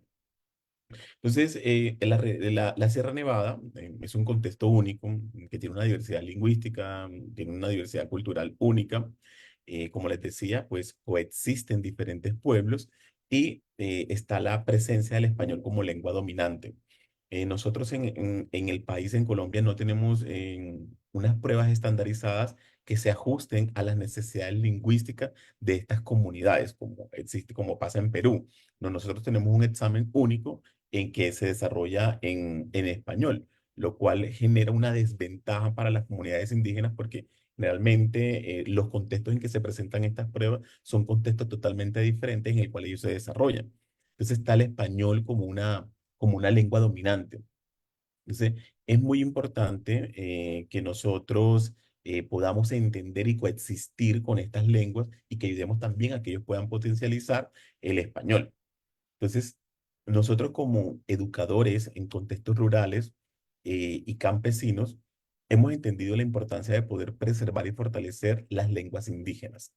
O sea, esto es un elemento central para poder entender su forma de pensar, su coexistencia, su cosmovisión. Esto es fundamental para nosotros dentro de nuestra licenciatura. Entonces, existen unas necesidades que están específicas con los estudiantes de esta sierra. Primero, hay un acceso limitado a una educación de calidad en el español como segunda lengua. Muchas veces ellos no logran entender lo que se dice porque algunas prácticas no son adecuadas. Como lo decía Nicolás ahorita, la necesidad de reconocer el contexto y la forma de entenderlo, hacer esas lecturas que nos permitan a nosotros poder responder de forma articulada y de forma pertinente a estas necesidades. Igualmente, cuando el español se desarrolla en muchos contextos de esos, los materiales educativos son escasos, tampoco contextualizados y no responden a las necesidades del contexto. Entonces, existe otra tercera necesidad que tiene que ver con el fortalecimiento de la identidad cultural y la identidad lingüística. Entonces, nuestro punto de partida nos lleva a entender que existe una necesidad de enseñanza del español desde como una segunda lengua. Entonces, nosotros tenemos que, en los trabajos que hemos desarrollado, desde las prácticas, hemos tenido la necesidad de considerar la importancia de, uno, de preservar y fortalecer las lenguas indígenas propias. Y hay unas necesidades específicas que tienen que ver, como les mencionaba, el acceso a una educación de calidad, a que los materiales estén contextualizados y el fortalecimiento de esa identidad lingüística. Esto nos pone a nosotros en un elemento que va a ser clave para el fortalecimiento del español como segunda lengua en estos contextos. Uno, nosotros tenemos que entender que estos contextos tienen una diversidad lingüística y cultural, por lo cual ellos van a manejar unos códigos particulares que nosotros tenemos que comenzar a coexistir con ellos. eh, en estos contextos, dada la ubicación geográfica en que se encuentran, el acceso va a ser limitado y muchas veces los recursos con que se cuentan no responden a las necesidades culturales. También entender que más allá de pensar esa realidad como homogénea, tenemos que entender que existen unas necesidades específicas de los estudiantes en la comprensión del español y de la comunicación también en su propia lengua. O sea, estas necesidades hay que tenerlas presentes. Eh, no, hay un tema que está muy arraigado y es que falta la formación de docentes especializados en estas comunidades, a pesar de que en el país existen unas licenciaturas como licenciatura en educación, donde ellos también tienen unos proyectos educativos comunitarios, donde los maestros indígenas también imparten y desarrollan procesos educativos. Sin embargo, en esta área de el establecimiento del español como lengua oficial para el sistema educativo, donde coexisten también otras lenguas, muchas veces estos docentes no tienen esa formación que es especializada en el desarrollo del español, sino que lo han adquirido desde una forma connatural que lo ha llevado al manejo de la lengua. Sin embargo, para poderle enseñarla, sería muy útil tener una formación especializada para que les puedan ayudar a desenvolverse en los procesos que se requieren en una segunda lengua como es el español. Y también hay un tema muy arraigado en como les diría, en nuestro proceso educativo que tiene que ver con la desvalorización de las lenguas indígenas, aunque pues la constitución política de nuestro país reconoce que somos un país diverso, multicultural y pluriétnico. Sin embargo, en nuestro sistema educativo, cuando comienza a desarrollar su política educativa, su proyecto educativo, su plan nacional de educación, hay un reconocimiento que muchas veces se queda en el papel y no logramos hacer esa transposición didáctica que se necesita y que se requiere, como contaba en el caso de las pruebas estandarizadas que se desarrollan en español. Eh, entonces, nosotros a raíz de todos estos problemas y de todos estos retos, desafíos que se nos han presentado a los estudiantes a la hora de desarrollar los procesos educativos en estos contextos donde coexisten diferentes lenguas o unidades lingüísticas, hemos tenido que comenzar a hacer una revisión, socar información, buscar bases de datos y comenzar a mirar esos elementos teóricos que nos van a posibilitar de entender cómo enseñar el español en un contexto como segunda lengua. Entonces, en los trabajos que pues he asesorado, hemos utilizado el enfoque comunicativo intercultural y el enfoque basado en tareas contextualizadas. Entonces, el enfoque comunicativo intercultural pues se ha convertido en una brújula esencial para guiar la enseñanza del español como segunda lengua, dado que reconoce la multiculturalidad y la plurietnia entre los contextos. Este enfoque va más allá del simple aprendizaje del léxico, de la gramática, de la sintaxis y sumerge a los estudiantes en un proceso de interacción lingüística con tareas muy puntuales propias que se pueden desarrollar en la lengua española o en el español, como hacer una receta, como de pronto escribir un cuento, como dar una orden en español. Entonces, este enfoque pone en el centro que pues exista un énfasis en la interacción y el uso auténtico del español en contextos culturalmente relevantes.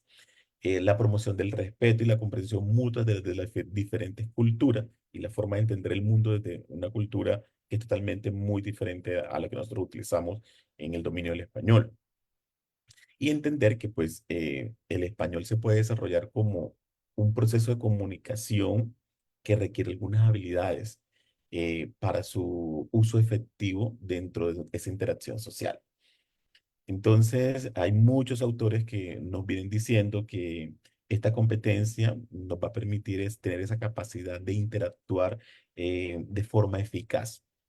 Asimismo, pues también hemos comprendido que nosotros necesitamos que a la hora de enseñar el español como segunda lengua en estos contextos y en estas realidades, utilicemos un enfoque que esté basado en unas tareas contextualizadas, es decir, que lo que hagamos para el estudiante, para usar el español, esté dado de un aprendizaje que sea significativo para ellos.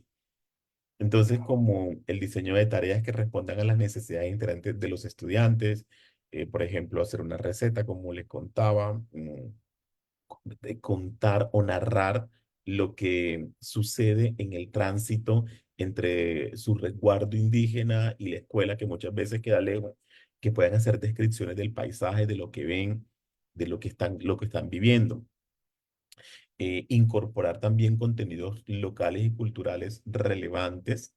Esto nos lleva a que ellos nos puedan contar en español lo que ellos pueden hacer con su lengua o las mismas narraciones, sus mitos, sus enseñanzas o su propia ley. O sea, hacer esa incorporación de cómo poderlo explicar en español. Y apoyarnos mucho de un aprendizaje que sea colaborativo y participativo entre los estudiantes. Muchas veces cuando nosotros vamos a estos contextos a enseñar el español o a desarrollar los procesos educativos, contamos con una persona que nos sirve de intérprete para hacer la, la interpretación o la traslación de lo que se quiere decir, tanto en español como en la lengua natural de las comunidades.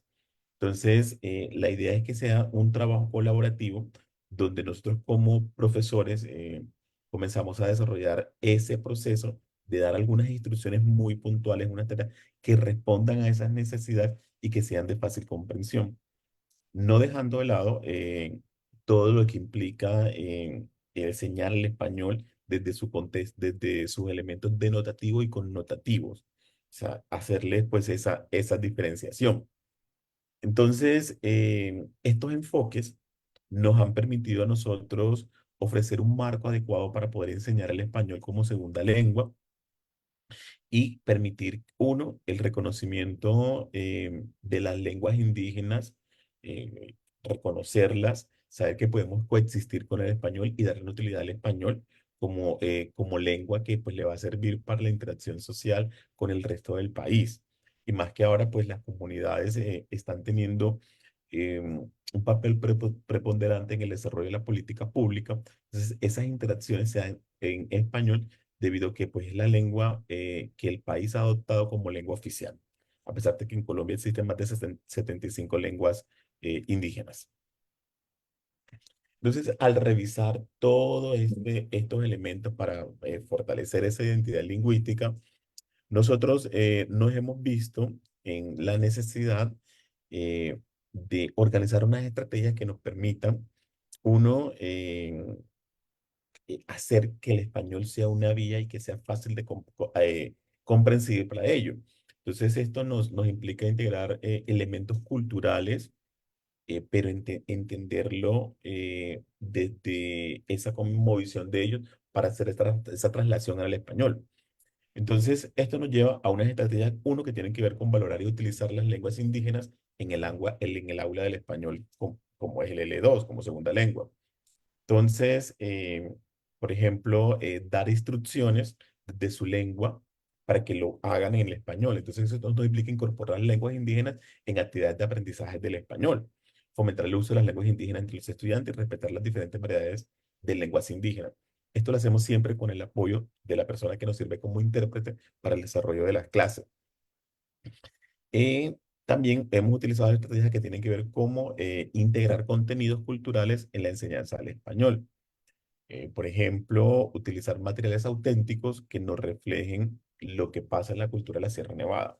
Entonces, esto nos lleva a que nos toca en ocasiones desarrollar esas guías o ese material, esa secuencia didáctica o ese taller muy ajustado a lo que sucede dentro de su contexto, que muchas veces nosotros desconocemos. Entonces nos toca ahí sentarnos, hablar con ese intérprete para que nos cuente un poquito más de lo que es la vida en este contexto y que nosotros podamos hacerlo. Algunos de ellos pues, logran manejar diferentes lenguas indígenas. Pero generalmente, pues podemos contar con uno o dos personas que nos puedan ayudar o siempre hay un estudiante del cual nosotros le sacamos provecho por su capacidad para comunicarse en las dos lenguas. Entonces, como existe una diversidad de niveles de aprendizajes dentro de los contextos debido a que las escuelas son multigrados, tenemos escuelas nuevas. Entonces, lo que tratamos es de apoyarnos en esos estudiantes que nos puedan ayudarnos a comunicarnos en las diferentes lenguas que coexisten en la escuela. Entonces, esto nos lleva a entender que, si bien es cierto, el español está como lengua predominante en el sistema educativo, nos lleva a entender que existen unas diversidades lingüísticas con las cuales nosotros también debemos usar, que es un respeto hacia lo que es la identidad de la comunidad.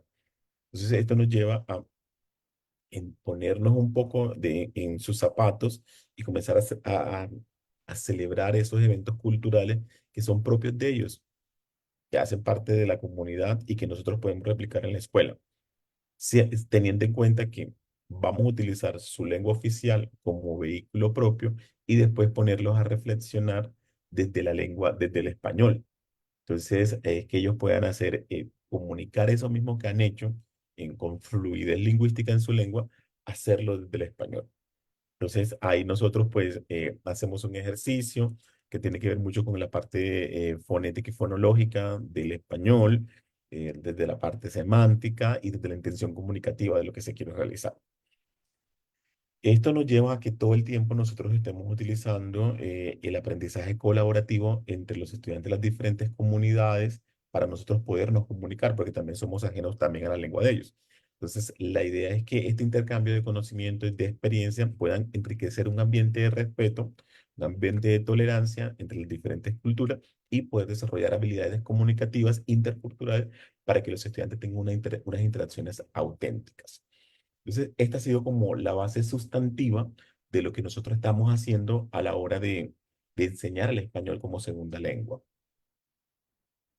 Entonces, estas estrategias nos han llevado a entender que pues existen unas necesidades en el sistema educativo, en los contextos pluriculturales, multiculturales o en los contextos indígenas, y que tiene que ver con ese fortalecimiento de esa lingüística. Entonces, como les explicaba anteriormente, nosotros utilizamos estrategia uno, que es valoramos las lenguas indígenas dentro del aula, integramos los contenidos culturales en la enseñanza del español, o sea, reconocemos que nosotros podemos, en vez de hablar de parque, nosotros podemos hablar allá de una zona natural, podemos hablar de asentamiento, en vez de hablar de nosotros de recreación, centro de recreación, podríamos hablar de integración. O sea, tenemos que comenzar a conocer ese tema de su cultura para nosotros poder desde el contexto hacerle entender lo que nosotros en español estamos entendiendo y que ellos también nos logren hacer entender desde su lengua que podemos entenderlo, cómo lo podemos entender en español. Siempre nos apoyamos en el aprendizaje colaborativo debido a que no tenemos profesores expertos y tampoco somos expertos en cada una de las lenguas que están en estos lugares o en estos contextos. Nos toca apoyarnos muchísimo con el aprendizaje colaborativo y del cual hemos sacado muchísimo provecho, perdón. También nos lleva a que tengamos que pues, desarrollar material didáctico que se ajuste a las necesidades del contexto. Ha sido clave y fundamental. De pronto, si nosotros vamos a desarrollar la narración o vamos a desarrollar el mito, pues no contar un mito que sea que muy propio, decir, del centro del país, sino pues contar con la riqueza lingüística que tienen ellos, o sea, contarlos y hacer tanto la escritura como en el español como en la propia lengua de ellos. sigue estando como una de las grandes estrategias el fortalecimiento de la formación docente para que podamos convertir eh, estas realidades en unas oportunidades de aprendizaje tanto para las comunidades como para el sistema educativo del país o de la ciudad y de la región. Y seguir en ese debate para seguir fortaleciendo lo que tiene que ver con las políticas públicas que apoyen a la educación intercultural. Entonces, dentro de todo este ejercicio que nosotros comenzamos a realizar, nosotros mirábamos y decíamos, bueno, nosotros tenemos que definir cuál va a ser nuestro rol y cuál va a ser como esas pautas que van a guiar ese desarrollo, ese quehacer, porque pues yo no puedo llegar pues a enseñar el español como lo puedo hacer en un contexto de la zona urbana. Entonces, uno de los principios básicos de nuestro rol o de los roles de los practicantes en el desarrollo de este proceso era la promoción del diálogo intercultural. Me comunico con mi intérprete en español, se comunica él en la lengua nativa. Intento también yo aprender la lengua y comunicarme con alguna frase o algún momento propio de la lengua y comenzar a hacer ese respeto mutuo. Esto nos lleva a que nosotros tengamos que valorar las lenguas indígenas y es un reconocimiento también a sus saberes, a su forma de ver el mundo y a su forma de entender y que no va a haber un abstracto ni un superabstracto lingüístico, sino que existe una coexistencia de lengua donde nosotros podemos comunicarnos tanto en español como en las lenguas indígenas nativas. Colaboración con la comunidad ha sido fundamental, las comunidades indígenas, con algunos padres, con el consentimiento de algunos mamos también dentro de este ejercicio, ha sido fundamental, porque la educación en estos lugares será desde una vida muy práctica y para hacer realizar ciertas prácticas como de siembra, prácticas de arado, de recolección de frutos, nosotros tenemos que contar con algunos permisos de algunos líderes de la comunidad. Entonces esto nos lleva también a entender su forma de pensar, su forma de entender, comprender esa cosmovisión que tiene frente a los fenómenos naturales y hacerlo propio de nosotros y tener un ejercicio de reflexión constante. Hemos entendido que si nosotros no hacemos la praxis, reflexionar sobre lo que estamos haciendo, reconocer nuestros limitantes, reconocer cuáles han sido las fortalezas o conocer cuáles han sido los avances, no vamos a seguir mejorando en este ejercicio. La praxis se ha convertido en un rol esencial dentro del proceso de la práctica, debido a que una vez nuestros practicantes están en los contextos cuando regresan, comenzamos a conversar sobre lo que ha pasado de esos avances y mirar cómo podemos, esa ruta pedagógica que nos hemos trazado, esos aprendizajes que nos hemos trazado, hasta dónde podemos ir modificando según el avance que se va teniendo en el proceso. Entonces, nosotros tenemos un rol, hemos asumido un rol como mediador que nos lleva a entender eh, que somos capaces, que ellos son capaces, que a todos nos cuesta. Porque en este ejercicio de la práctica hemos comprendido que no solamente ellos están aprendiendo el español, sino también nosotros estamos aprendiendo la lengua de ellos. Y es una forma de decirle, su lengua también vale y también me puedo comunicar y también le puedo aprender. También como a ustedes le cuestan, a mí también me cuestan, pero lo importante es que nosotros podemos coexistir y que nos podemos comunicar, que es lo que se quiere desde la parte de la lingüística. Entonces, le voy a contar también un poco de los recursos que pues, nuestros estudiantes han desarrollado, han diseñado y que algunos, pues la gran mayoría, pues han tenido unos avances en el desarrollo del español como segunda lengua, sobre todo en los grados de básica primaria. Uno, pues tiene que ver con la incorporación de material didáctico en lenguas indígenas y que respondan a las necesidades del contexto. Entonces, nos hemos apoyado en algunos trabajos que ha realizado el Instituto Cari Cuervo, en la misma universidad, en algunos materiales que se han desarrollado y algunos materiales que han desarrollado algunos profesores que han pasado por estos contextos. Entonces, utilizamos algunos libros, hacemos la diagramación del texto, del cuaderno, que muchas veces incluyen diálogos y actividades relacionadas con la vida cotidiana y cultural de estos pueblos. Esto es fundamental para que ellos puedan desde su lengua y desde su contexto entender esta situación en otra lengua como es el español. Eh, Tratamos de llevar grabaciones porque también los recursos muchas veces son escasos. El desarrollo del fluido eléctrico muchas veces no se da en condiciones óptimas, por lo tanto no vamos a tener de pronto y servicio de Internet para poder hacer muchas cosas interactivas como podríamos hacerlo con recursos que ya están liberados, pero sin embargo, el tema del desarrollo social en la zona, pues está en un estancamiento y esto también tiene que ver con pues la cosmovisión propia de ellos y también la fuerza que el país y la política le ha colocado a esto, que generan algunas veces algunas trabas para que pues se puedan desarrollar algunas situaciones. Entonces lo que hacemos es que cuando los chicos bajan, comienzan a recopilar todo el material, enseñar todo el material para poder llevar y poder seguir desarrollando ese proceso como elemento clave. Entonces nos apoyamos en grabaciones de audio, de video que representan canciones, historias y tradiciones orales de estos pueblos indígenas. Esto lo hacemos, como algunos de ellos también bajan con nosotros o bajan con los estudiantes, aprovechamos y en ese venir en esa vía, en ese carro, aprovechamos para que nos cuenten, nos lo puedan narrar y bueno, ellos puedan entender que lo que se está hablando en español es conocido por ellos en su lengua. Nos apoyamos muchísimo en todo lo que tiene que ver con la diagramación fotográfica, dibujos de mapas que representan su cultura y su entorno cultural. La utilización de algunos recursos locales como bases para aprendizaje del español, como incorporar algunas noticias que estén relacionadas con ellos, algunos anuncios que podamos crear dentro de la comunidad para cualquiera de las actividades de aprendizaje. Utilizar canciones populares en español, con su traducción en el español, pero que también esté ese análisis semántico de lo que se quiere decir para que ellos puedan entender que lo que estamos diciendo en español es lo que están diciendo ellos dentro de su lengua. Hacemos juegos, se hacen refranes y como un punto de partida para establecer la riqueza de de ese vocabulario y de ese léxico, pero siempre como unas instrucciones para que ellos puedan entender que lo importante es que nosotros nos apoyemos, nos comuniquemos, nos hagamos entender.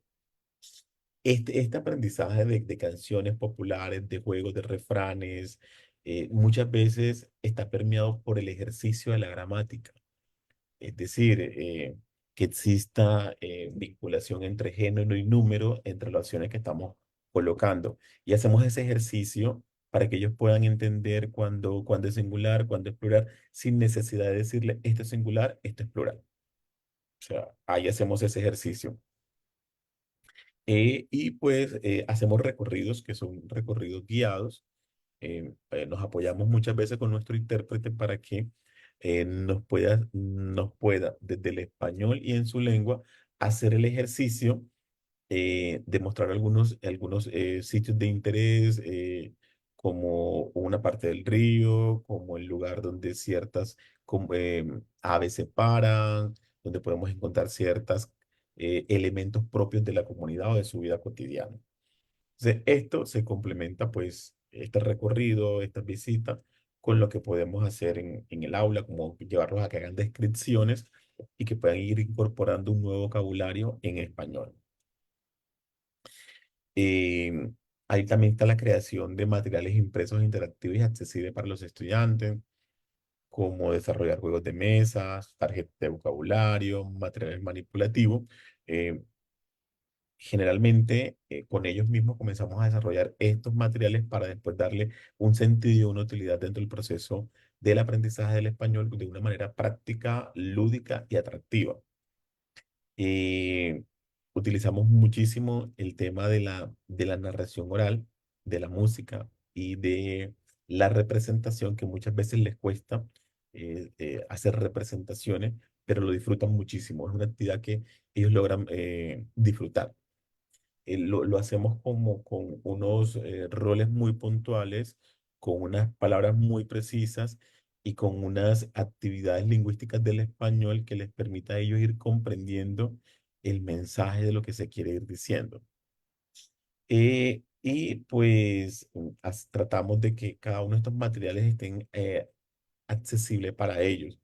Utilizamos muchas veces también lo que tiene que ver como esa maleta viajera, ese cuaderno viajero, y muchas veces, muchas de estas historias están contadas en el español, están contadas también en su lengua. Lo importante es que ellos pueden, a partir de los dibujos, de la icografía, ellos puedan ir entendiendo la situación en su lengua y para ser capaces de, a partir de cierto vocabulario, ir puntualizando eh, en cómo sería, cómo se podría expresar esa situación en español. Hay muchísimos recursos para docentes porque también tuvimos que comenzar a hacer un proceso de formación nosotros y mirar qué se han hecho otros países, qué ha hecho el Instituto Caricuervo, cómo lo hacen en Perú, y que Perú tiene pues una trayectoria bastante amplia en este ejercicio, debido a que muchas de sus situaciones de la política educativa están propias en las lenguas de las comunidades indígenas. Entonces revisamos sitios web como el de la UNESCO, algunas publicaciones y organizaciones que nos permiten entender cómo utilizar el español para la enseñanza en estos contextos. Entonces, para concluir, eh, sabemos que existe todavía un camino que debemos seguir recorriendo, que debemos seguir trabajando para la valorización de lo que es la diversidad lingüística en estas zonas. Hay que seguir trabajando en valorar y utilizar las lenguas indígenas en el aula, integrar los contenidos culturales a la enseñanza del español, promover un aprendizaje colaborativo entre los estudiantes, seguir desarrollando material didáctico muy acorde a las necesidades del contexto, vital la formación docente con estos elementos interculturales y con estos elementos de enseñanza del español en segunda lengua, y pues promover una política pública que nos apoye a todo lo que tiene que ver con la educación intercultural. Eso sería como todo lo que ha sido nuestra experiencia, lo que hemos desarrollado desde la Universidad del Magdalena para la enseñanza del español en segundas lenguas. Es un trabajo que para nosotros ha sido novedoso y que nos ha generado muchísimos retos. Muchas gracias.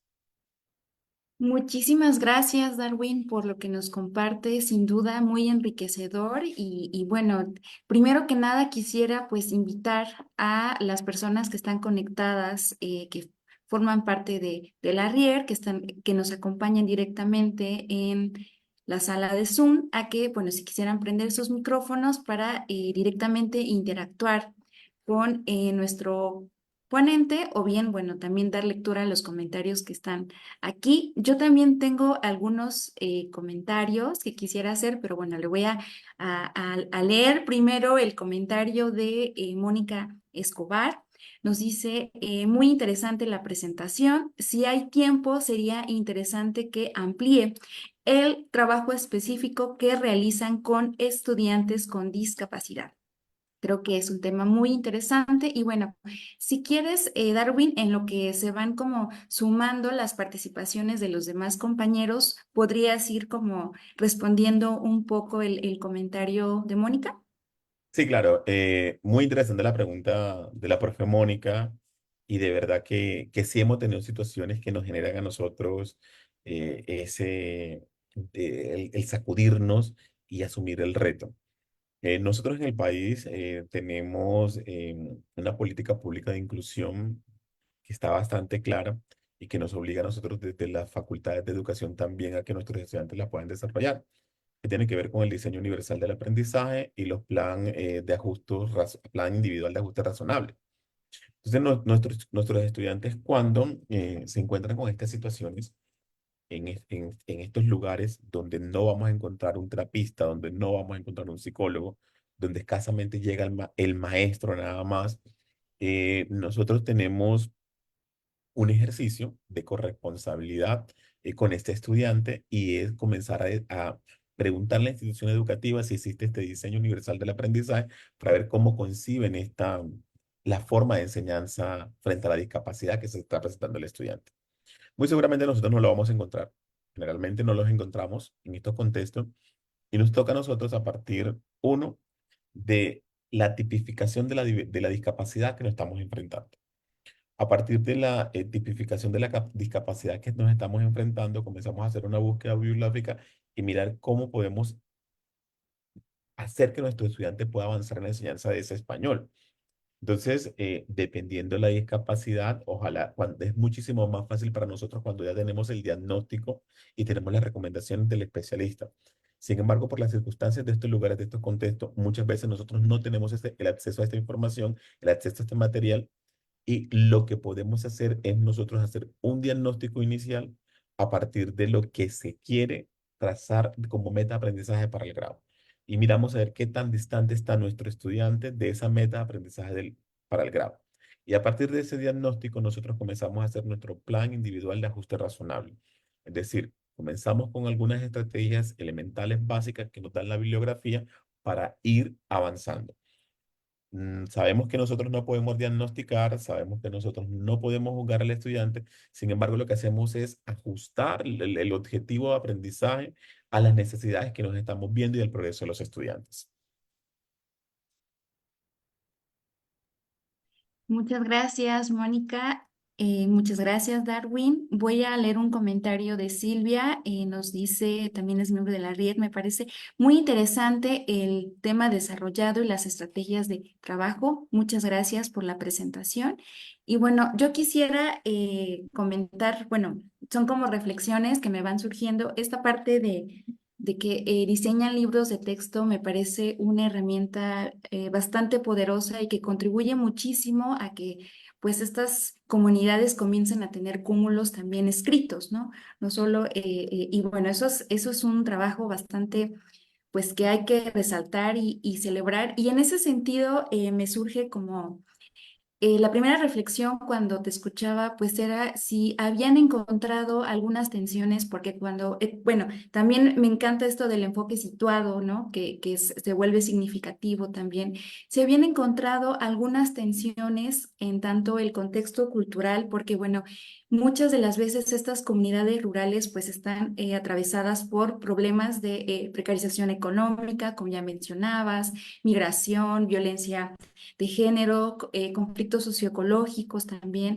Sí, pues en este enfoque de lo situado y lo cultural, ¿habían también trabajado como con estos temas o es un poco sensible y bueno, no se tocaban o bueno, si había, ¿no? Como una filtración de estos temas y en ese sentido me surgía también si podrías profundizar más un poco en la colaboración que establecen con la comunidad, porque creo precisamente que los proyectos en territorios rurales, bueno, en cualquier territorio, ¿no? Pero también aquí que sean exitosos o que tengan un impacto, pues dependen muchísimo del trabajo que se hace con la comunidad, ¿no? Como ya bien decías en tu exposición, que el líder comunitario nos apoye y demás. Si había algún tema ahí también, ¿cómo fue esta profundización? También bueno, es una acogida bastante interesante también. Y por último, pensando en los libros de textos como estos cúmulos de saberes, prácticas culturales y demás, sí, sí, los libros de texto también tenían, sé que la intención es como este apoyo lingüístico, pero sí tenían también esta intención como de sistematizar prácticas culturales, por ejemplo, en torno a prácticas de cuidado del entorno ecológico, ¿no? Bueno, en esta crisis ambiental planetaria, ¿no? Como pues todas estas, que bueno, no es que quiera yo romantizar o esencializar a las comunidades, pero que de pronto tienen un manejo de los elementos naturales un poco más al ritmo, ¿no? Por ejemplo, aquí en México está la milpa, ¿no? Que es este sistema de policultivo tradicional, que bueno, es sumamente positivo para el ambiente y de pronto pues es enriquecedor también como tenerlo sistematizado, si también se hacía un poco esta sistematización. Bueno, fueron como varias reflexiones, pero pues eso sería lo que me detonó al escucharte. Gracias. Ok, muchas gracias. Muy interesante tus comentarios, tus apreciaciones y esos mismos retos que te pasan por tu cabeza nos pasaron a nosotros en el momento de la práctica. Bueno, pero nosotros contamos con la ventaja que los maestros practicantes eran maestros de la zona porque son normalistas superiores y estaban en su proceso de formación licenciada. Esto nos lleva una ventaja porque son maestros que ya están avalados por las comunidades indígenas. A estos territorios no van personas que el Estado mande porque ganaron un concurso o porque el Estado dijo va para reemplazo. No, tiene que estar avalado por el líder de la comunidad. Y uno de los principios que los líderes les dicen a nuestros estudiantes, nos dicen a nosotros como maestros es, nosotros no queremos que vengan a imponer su cultura, no queremos que vengan a poner sus conocimientos, sino que ayúdenos a desarrollar el pensamiento de los estudiantes a partir de los elementos culturales que nosotros tenemos. Entonces, nosotros en el desarrollo de estos textos, de estos libros o de estas cartillas, de estas guías, nosotros partimos desde el pensamiento cultural de ellos. O sea, si para ellos la luna tiene 6 fases, nosotros, si vamos a hablar de la luna, hablamos de la luna desde sus 6 fases. Eso es fundamental y eso es vital. Hay un tema de género que está muy marcado, pero esto es un tema muy cultural, que eso es muy respetable para ellos y que nosotros ahí tampoco comenzamos a participar. De hecho, las niñas son las que menos van a las aulas a recibir el tema, pues, educativo. Entonces, nosotros esto lo tenemos bastante claro, lo tenemos bastante marcado, entendemos toda la política de género de inclusión, pero nosotros entendemos que existe un pensamiento, una forma de organización social que nosotros tenemos que respetar. Nosotros lo que vamos a hacer es permitir que se desarrolle el pensamiento a través de sus elementos culturales. Que estamos haciendo un ejercicio de sistematización a partir de lo que hemos encontrado y lo que hemos hecho, sí. Estamos en el ejercicio de terminar de publicar nuestros artículos para poder publicar de qué fue lo que hicimos. Sin embargo, la construcción de estos textos, la utilización de estos textos no fue una construcción propia, sino que ha sido un ejercicio de prácticas anteriores, de trabajos de investigaciones del Instituto Cari Cuervo, que es el que maneja muchísimo el tema del lenguaje aquí en Colombia, la enseñanza del español en contextos indígenas, y hemos utilizado lo que han hecho algunos maestrantes, algunos doctorantes, en ese proceso y lo comenzamos a utilizar, comenzamos a hacer la diagramación y aparte también hay que abonarle que pues también el Ministerio de Educación Nacional en ese reconocimiento también nos ha proporcionado algunas cartillas para ciertas comunidades. No están en todas las lenguas. Lo particular de este ejercicio es que nosotros nos encontramos con algunos contextos donde coexistían hasta 3 lenguas indígenas diferentes para nosotros hacer el proceso de enseñanza. Por eso eran contextos multiculturales y plurilingüísticos, donde el maestro que maneja nada más el español le costaba o le cuesta. Entonces ahí nos toca apoyarnos mucho en ese trabajo colaborativo, porque si hay unos estudiantes que logran manejar el español mejor que otros y ahí nos apoyamos para que nos sirvan como de interlocutores o puentes entre las 2 lenguas, hacer como ese ejercicio de sinérgico, pero siempre entendiendo, respetando y valorando su cultura, a pesar de que ese pensamiento pueda estar distante de los valores culturales que nosotros hemos aprendido. Nosotros vamos y respetamos esa diversidad lingüística. Perfecto. Bueno, pues muchísimas gracias. La verdad es que es un proceso de investigación bastante enriquecedor, bueno, y que además trasciende como una teorización que está en la acción, que está en la práctica y que desde ahí se va nutriendo. Eso también es, también nos lleva como al rubro de la vinculación un poco, ¿no? No solamente teorizamos desde, bueno, desde acá, sino estamos en la práctica también y las universidades se están involucrando también, ¿no? En estos escenarios. Bueno, me parece que no hay más. Bueno, Ana Bricia Muro González nos comenta extraordinaria experiencia en la enseñanza del español en comunidades indígenas.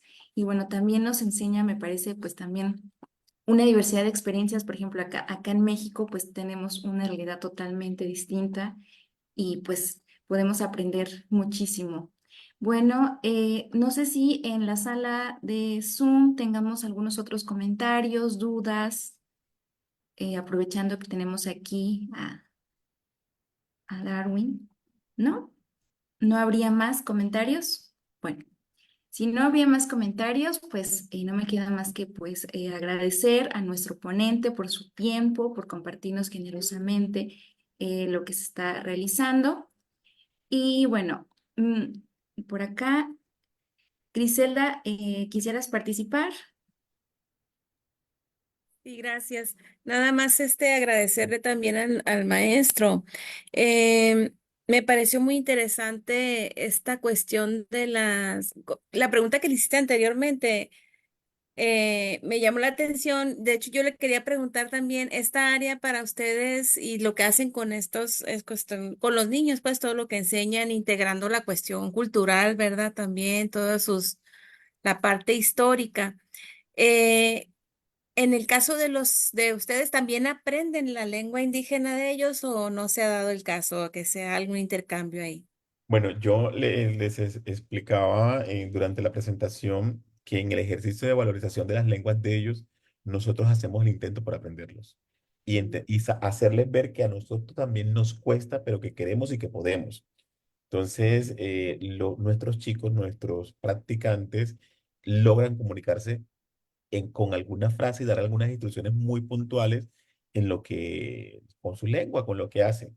Sin embargo, manejar las tres, cuatro lenguas que coexisten en el aula es difícil y aprenden pues, a dar como instrucciones como los buenos días, las buenas tardes, sentar, vamos a ir al baño, vamos a ir. Son cuestiones como muy prácticas, pero eso los alegra a ellos y les causa risa porque la pronunciación de nosotros, muy castellanizada, no nos a veces nos permite hacernos entender de forma tan fluida como lo pueden hacer ellos. Pero ellos se divierten y lo gozan y se sienten valorados y se sienten respetados. Perfecto, pues muchísimas Gracias. gracias por compartirnos, de verdad, muchísimas gracias, muy enriquecedora. No veo por aquí algunas intervenciones o preguntas, entonces, bueno, eh, daré por finalizada nuestra segunda sesión de nuestro seminario. Muchísimas gracias a nuestros ponentes, Mario Nicolás, Darwin Giovanni, por estar hoy con nosotros. Y les recuerdo que la tercera sesión de nuestro seminario se realizará el 23 de agosto. Y bueno, los temas para esa sesión serán prácticas y saberes docentes de nivel básico en el medio rural, así como acciones públicas dirigidas a la educación básica rural. Entonces, pues espero contar con su presencia nuevamente y nos estaremos comunicando. Muchísimas gracias por todo y nos vemos en la próxima sesión. Muchas gracias. Feliz resto de día. Gracias, hasta luego. Gracias, hasta Hasta luego. luego.